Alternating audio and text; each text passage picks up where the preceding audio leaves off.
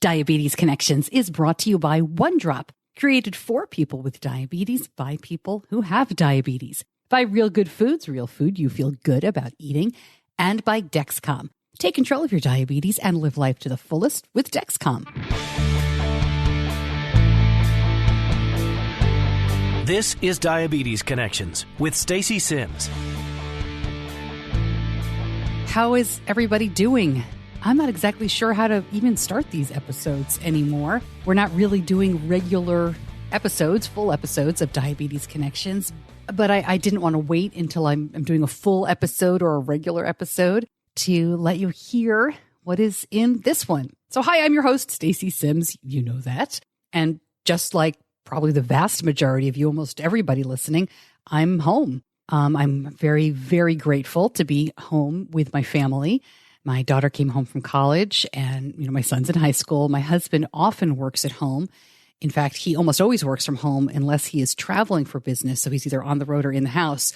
And I'm so grateful that he hadn't been traveling a lot this year already. And, we're very fortunate that he can work from home. So what have we been doing?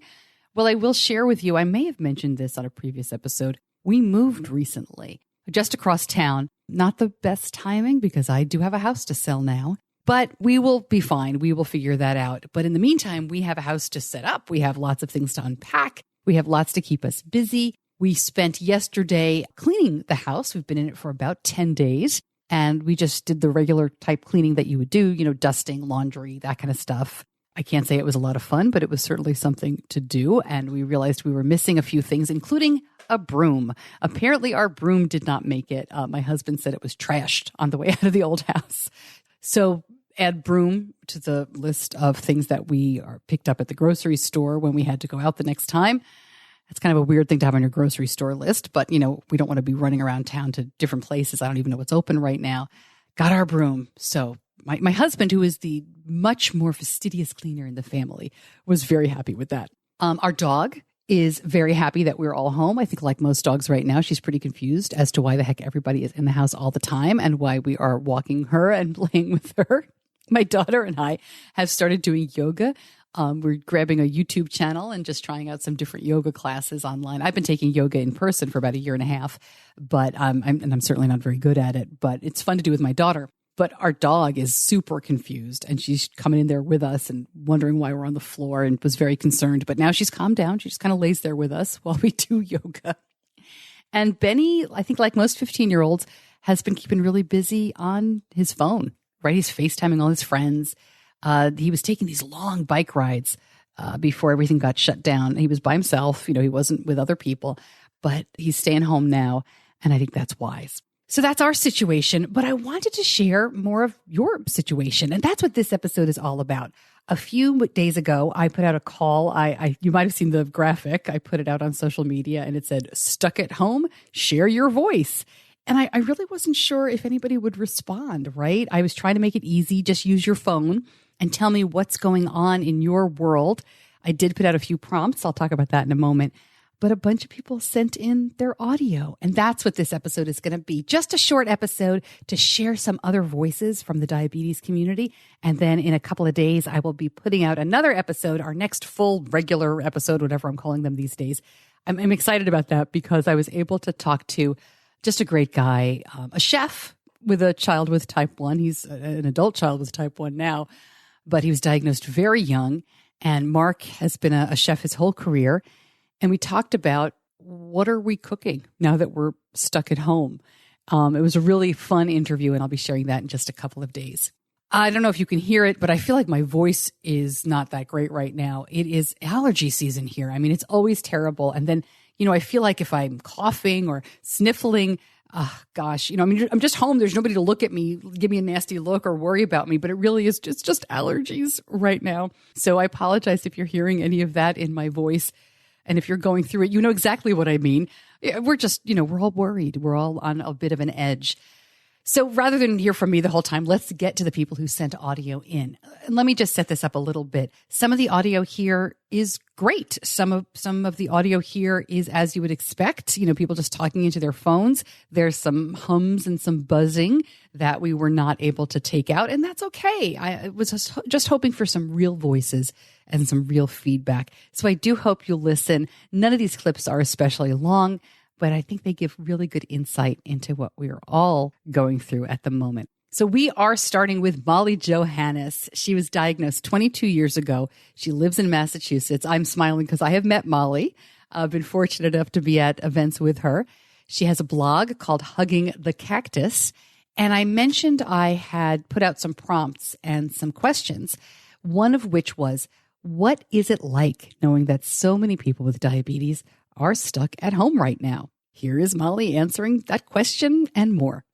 And I have to say that I'm finding it a lot more unifying than isolating. What I mean by that is it's really nice to go onto all of my social media channels, and for the most part, I'm seeing a lot more positivity than negativity. A lot of people are coming up with different ways to stay entertained at home, whether that's going outdoors and enjoying nice weather when it's around, or if it's staying inside and pursuing hobbies or spending more time as families. It makes a big difference, I think, in my mindset just to see something other than the news.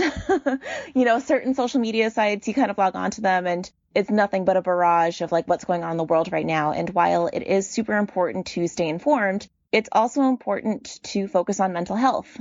And I think that distractions are one way to kind of make sure that mental health is not ignored. It's really nice to just be able to talk to others and know that we're all feeling the same way right now. So with that said, I'd like to share some of the things that I'm doing to stay busy. So when I'm not working, I am lucky enough to work a job remotely. So that's something I'm very grateful for. So when I'm not working, I am watching TV, watching movies, typical things like that. But then I'm also pursuing hobbies that I don't normally have enough time for, whether that's knitting or reading some new books or, just spending some more time working on my blog, which is important to me. And I find that a lot of the times, Monday through Friday, it's really hard for me to focus on certain aspects of managing my blog. But now that I'm, spending a lot more time at home, I don't have a commute, things like that, it is nice to be able to work on it a little bit more. But besides that, I am just spending time with my dog, making sure that I'm connecting with my friends, all of my group chats. We're just kind of checking in with each other on a daily basis.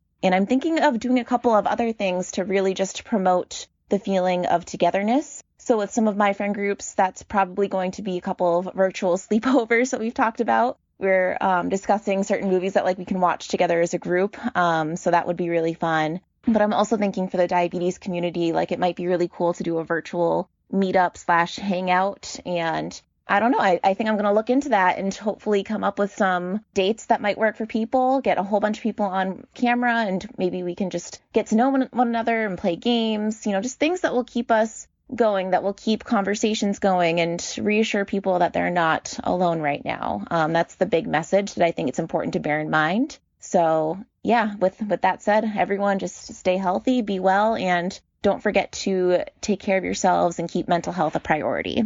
Thank you so much, Molly. It is great to hear from you. I really appreciate it. Okay, next is Doug. He is from Florida. He was diagnosed when he was 15 years old. He says he's 27 years into it now.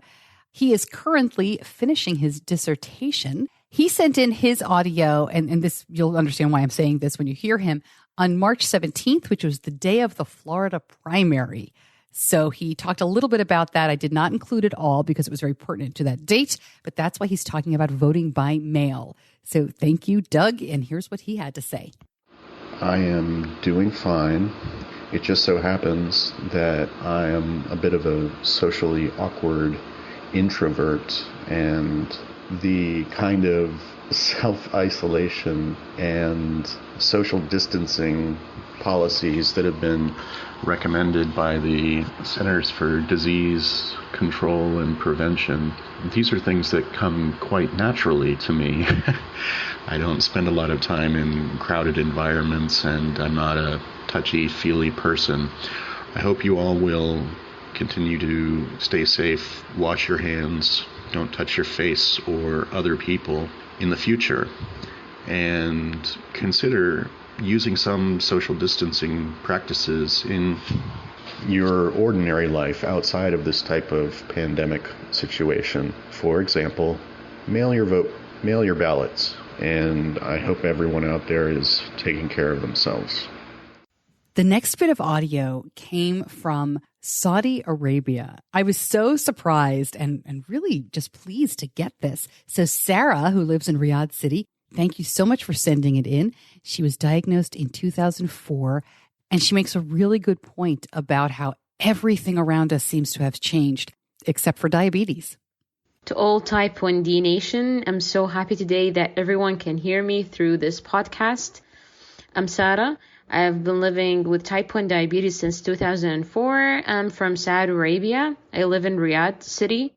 And currently we're living in a very extremely and exceptional situation.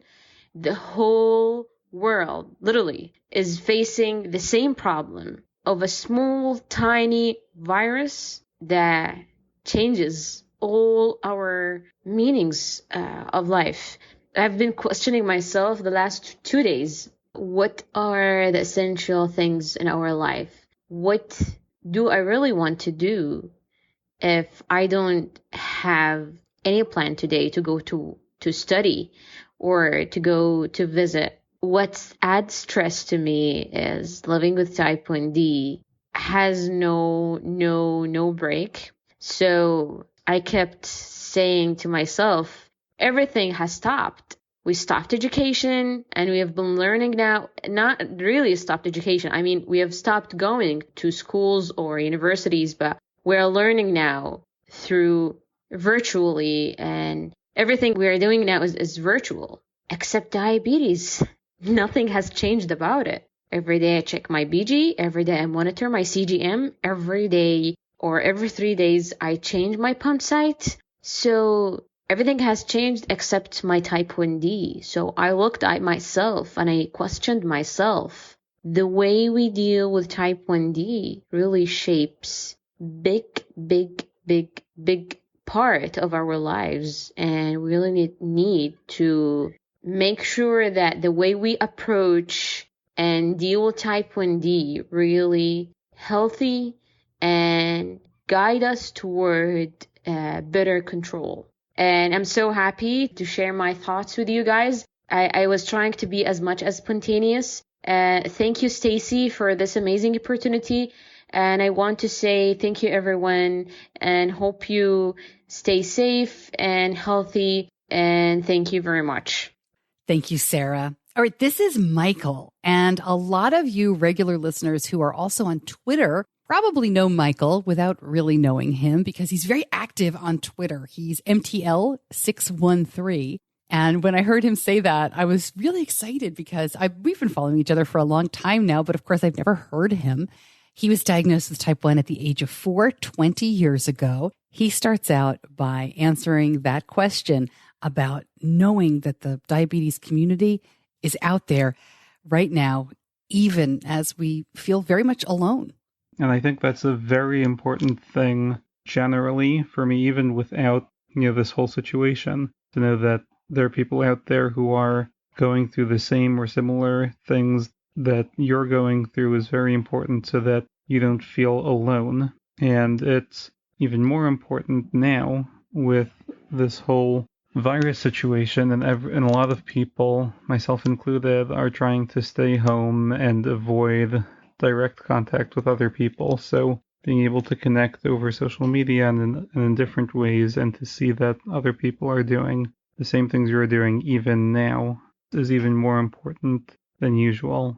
Hi, my name is Maddie. I'm from Arizona and I'm 14 years old. Hi, I'm Mandy from also Arizona. My daughter was diagnosed about 1.5 years ago. So, Maddie, what is one good thing about being home right now? I think one good thing about being home right now is that it's easier to control my highs a little bit better and catch my lows, because when you're at school, you're mainly focused on your work, and then you always hear the beeps and alarms, and then it freaks everyone out and embarrasses you, well, me.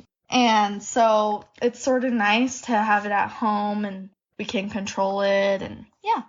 Okay, what is one thing your parents do that actually helps you with diabetes? Well, they do, of course, everything, and I love them so much. But my main thing, I guess, is that my mom especially makes food that is easier on my blood sugar and dinners that coordinate with like having good blood sugars. And it also helps our family in general because she has celiac, and that's hard to have as, eating too, and just keeping the family healthy. Yeah, we're watching our carbs a little bit. It helps both of us. Mm-hmm. Yeah, for sure.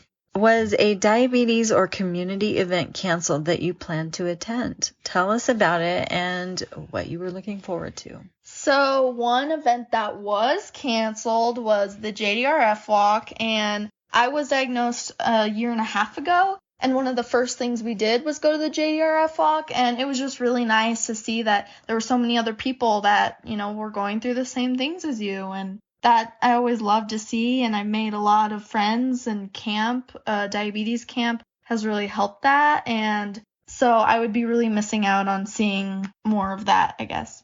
Yeah, but it hasn't been canceled, right? It's a virtual walk now. Yeah, so it'll be still having virtual walk, and of course we'll still attend, but it's just different than, in person. And we're waiting to hear about camp. We're keeping our fingers crossed that camp's still on. We'll see. That was one of my favorite ever things. And of course, when you're newly diagnosed, you get a first step in, but it was just one of my most amazing things that I've ever experienced. So absolutely. Okay. Thank you. Big thanks to Maddie and Mandy. I appreciate you sending that in. I am thrilled to hear that you are still cooking healthy and doing what you need to do. I'll be honest with you. We had a talk in my house the other day about eating, and it was basically about how while we don't have a house full of junk food, but how we're not going to police each other because there's enough stress right now. And if somebody wants to eat a bag of Cheetos, you can go ahead and eat a bag of Cheetos. I will say that Benny is probably eating the best out of all of us right now. He has some wrestling goals that he is still keeping an eye on, and he's doing great. But the rest of us might be a little bit on the track to gain I don't know about the freshman 15, but the quarantine. What goes with that? The quarantine 15? I don't know. I'll keep you posted on that. Big thanks to everybody who sent in their audio. I know that's not easy to do. Even if you're bored and you think, oh, this is going to be a way to pass the time, it's still hard to open up your phone and press record and then just talk and share your thoughts and then hit send. I get butterflies every time I do a podcast episode. So I can't imagine what it's like for everybody just kind of talking and sending their audio in. Big, big, big thank you. If you'd like to do this again, let me know. I'll put out some different prompts, because I'm so thrilled to always hear more stories in the diabetes community. Everybody's story deserves to be told. Everybody has something to say. We can all learn from your experiences. So stuck at home, share your story. We'll keep doing this if you'd like. I really enjoy hearing from you. You can refer back to the original blog post for how to do this. It really is as easy as opening the voice memo app on your phone. Every phone has something like this. Recording something quick and sending it in. As you listen, I know you heard some different backgrounds there. It is better to go to a quiet background if you possibly can. Some suggestions: a closet is great. Your car is a great little studio. A bathroom, any place in your house that is kind of small and quiet. But we will take, as you hear, we will take what we get, because to me, the message is so much more important. And yeah, I cleaned all those up. I can edit those out and things like that. And John Buchanan, of course, my editor, really does the magic there. So we want to hear from you. Maybe it's even just an activity with the kids for a few minutes. Thank you so much for joining me, for listening. Regular episodes, different episodes, more Facebook Lives. Who the heck knows what we're going to do as we're all stuck here at home. But thanks for sharing your story. I'm Stacey Sims, and I'll see you back here for our next episode.